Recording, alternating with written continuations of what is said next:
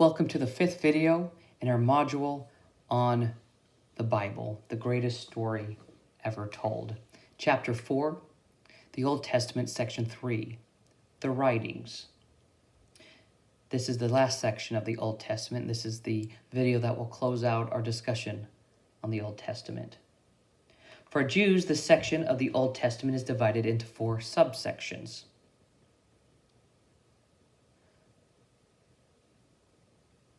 Prophetic books, the Psalms, Proverbs, and Job. The second is the Megliot, or scrolls, the Song of Solomon, Ruth, Lamentations, which is also called the Lamentations of Jeremiah, Ecclesiastes, and Esther. The third is prophecy and the apocalyptic stories of Daniel.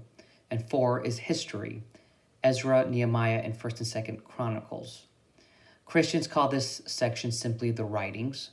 Jews call this the Ketuvim, meaning also writings. This section is sort of a catch-all, if you will. If it's not under the Pentateuch, if it's not under the prophets, if it's not a book of prophecy or a book by a prophet, then it gets listed under here as sort of a miscellaneous, if you will, called the Writings. All of these were composed over a long period of time, from before the Babylonian exile in the early 6th century BC until the middle of the 2nd century BC. They were not entirely accepted as canonical until 200 AD. Unlike the Torah and prophets, which were both canonized as groups, each book of the Ketuvim was canonized separately, often on the basis of its popularity of the time.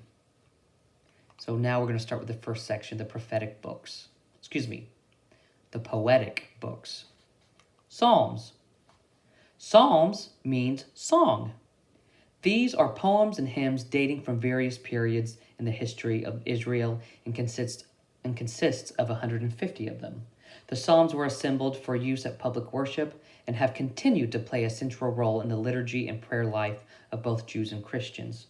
The Psalms expound on the full range of human emotions and yet still focuses on the sovereignty of Yahweh. David is the traditional author of the Psalms. Popular scholarship attributes some of the Psalms to him, but not all of them. Proverbs. Proverbs, along with the Psalms, is probably some of the oldest written works in the Old Testament period. King Solomon is considered the author, but this has been highly debated. Proverbs are part of the Hebrew wisdom movement, of which King Solomon was considered the founder and patron. Thus, this book is attributed to him, but probably not authored by him or not completely written by him. Proverbs is a collection of units originally independent, some of which can be traced back to the era of Solomon. It consists of 2 main sections called the Proverbs of Solomon and the Proverbs of Solomon, which the men of Hezekiah copied. This later section came into being around 700 BC and is older than the former section from around 300 BC. Job. The book of Job is often counted among the masterpieces of world literature. The book's theme is the problem of understanding suffering. Job attempts to understand the sufferings that engulf him. The book is named after its central character, Job, and is not considered authored by him. In fact, this is probably an old folk tale recounting an ideal patriarch rewarded for his piety with material prosperity and happiness. Satan acts as an agent, provocateur, meaning someone who provokes for a living, to test whether or not Job's piety is rooted in self-interest. Faced with the appalling loss of his possessions, his children, and finally his own health, Job still refuses to curse God. In the end, he receives double his original possessions and lives to a ripe old age. Only the opening and concluding sections are written in prose. The rest is poetic writing. Perhaps it is a later expansion of the same story. The opening and closing are considered the original storyline. So what Job teaches, the other books of the Bible say this: If you do something bad, you're going to get punished by God. If you do good, you get blessings from God. But the problem with Job is that he was blameless. He was faultless. He did everything right, but he suffered terribly. So that it asks the problem of suffering. Why do good people suffer? That's the story of Job. It has no easy answer to it. Now we move on to the second section called the Megliot by the Jews, or the Five Scrolls. These 5 books are read at annual Jewish religious festivals every year. They are grouped together as a unit according to the order of the annual festivals. The 5 books have little in common, although the Song of Solomon and Lamentations are poetic in form, and Ruth and Esther are stories of heroines. The contrast in moods and purposes of each pair simply distinguishes the books. Ecclesiastes is a product of the Hebrew wisdom movement and exhibits the most pessimistic tone of any book in the Hebrew Bible. So now, the 5 scrolls. The first is the Song of Solomon. It's also called the Song of Songs or Canticles of Canticles. This book is read at Pesach or Passover every year, which celebrates the exodus of the Israelites out of Egypt. The book, whose author is unknown, well, Solomon's name is a later addition, is a collection of love poems. The Song of Solomon has received various interpretations. Jews interpret this book to be an allegory of God's love for Israel. Christians see it as speaking of Christ's love for the church. The plot involving a king, a maiden, and a shepherd lover. The plot involves a king, a maiden, and a shepherd lover. Most scholars today consider this to be a collection of secular love poems without any religious implications that may have been sung maybe at wedding ceremonies. Lamentations. These are 5 poems, each a chapter long, in the form of laments for Judah and Jerusalem when they were invaded and devastated by the Babylonians. The poems are really independent units, but their moods and content provide a unity to the book as a whole. This book is traditionally recited at Tisha B'Av. Ecclesiastes. This is the book of the Hebrew wisdom movement, which is why it is associated with King Solomon, though the book is much later than the time of Solomon. The author examines everything, material things and wisdom, toil, wealth, and finds them unable to give meaning to life. He repeatedly returns to life's uncertainties, to the hidden and incomprehensible ways of God, and to the stark and final fact of death. The only conclusion to this human condition is to accept gratefully the small day-to-day pleasures that God gives to us. This book is read during Sukkot or festivals of tabernacles, which occurs in late September or October.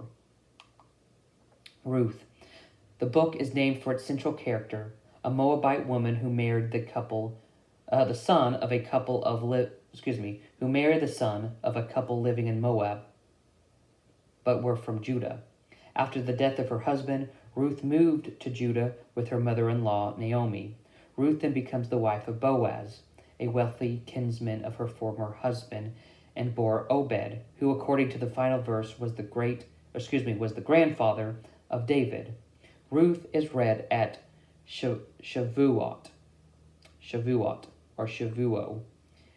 the Feast of Weeks, the 50 days after Passover. Esther. This book explains the Feast of Purim and how it came to be celebrated by the Jews.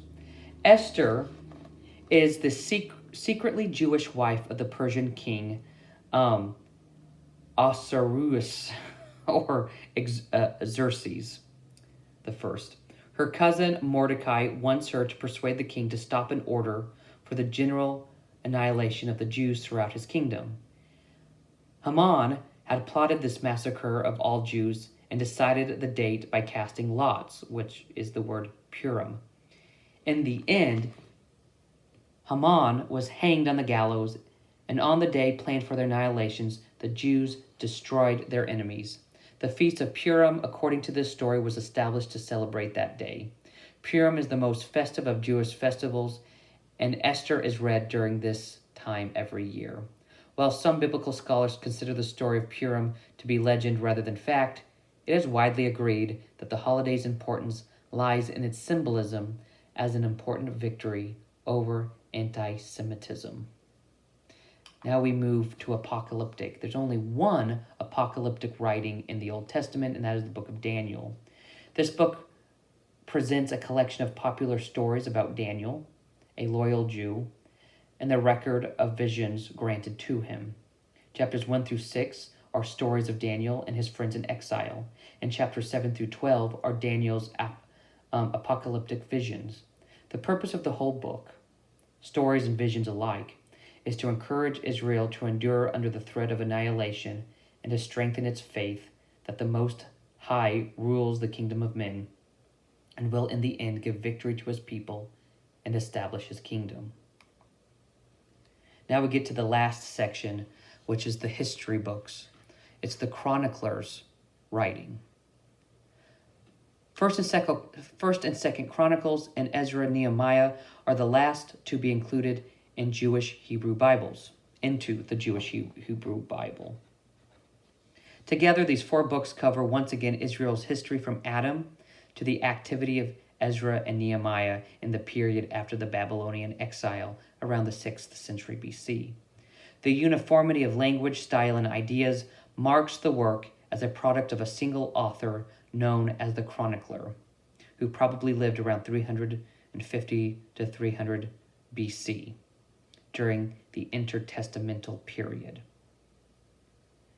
So this might be some writings between the two testaments.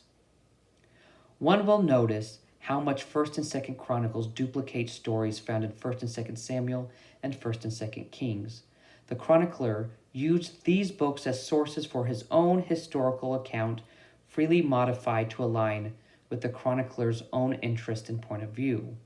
Whatever made David look less than perfect was removed, and much was added to enhance his glory. For example, David is given credit in 1 Chronicles chapter 22 for making preparations to build the Temple of Jerusalem, though according to 1 Kings chapters 5 through 7, it was Solomon. Solomon is likewise glorified, and any unfavorable aspects of his reign were also omitted. The chronicler's single-minded interest in the temple causes him to omit any mention of Solomon's much larger palace. When the kingdom divides, the chronicler excludes almost all material and from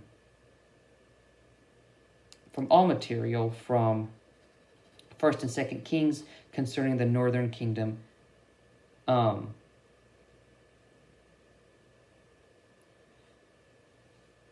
He excludes all the mentions from 1st and 2nd Kings about the northern kingdom of Israel because he is from the south. So he cuts out all the stuff that has to do with the north. Obviously, his interest was centered on the southern kingdom of Judah, ruled by the house of David and the site of the Temple of Jerusalem. So 1st and 2nd Chronicles. These books were originally one large book with Ezra and Nehemiah. The Chronicles list genealogies from Adam to King Saul, which takes place in 1 Chronicles 1 through 2, and covers the death of Saul and the reign of King David, 1 Chronicles 10 through 29, and then the reign of King Solomon, which is 2 Chronicles chapters 1 through 9, and then from the division of the monarchy into the northern and southern kingdoms to the end of the Babylonian exile, which closes out 2 Chronicles chapters 10 through 36. So it's all just reporting history. Ezra and Nehemiah. This is the last book we'll cover in the Old Testament. The books of Ezra and Nehemiah remain as a single book in the Jewish Bible, or the Jewish canon. Ezra and Nehemiah, together with the books of Chronicles, form a single history of Israel from the time of Adam. Ezra chapters 1 through 6 tells of the return of the exiles and the rebuilding of the temple of Jerusalem. The work of Ezra and Nehemiah in reconstituting the life of the returning people following the exile is told in Ezra 7 through Nehemiah 13. The account represents the chronicler's view of how the life of his people should be organized in the post-exilic period, with a religious revival in conformity with the old law of Moses. And there we have it, the books of the Old Testament. It has taken 3 videos or 3 chapters to get through it because it followed the order of the books as they are ordered, not in Protestant, not in Catholic. Let me say that again. We have taken 3 videos to get through the Old Testament. Each video was focused on one of the 3 sections as it is considered by the Jews. And we focused in order that the Jews accepted them. First the Pentateuch, then the prophets, then the writings. Even though Christians have the same material, we divided them into 4 sections, and the ordering, although the same material, the ordering is a little bit different. And so we did not go through the books in order as we find them in our Bibles, but in the order that the Jews find them in the order that they were accepted by the Jews.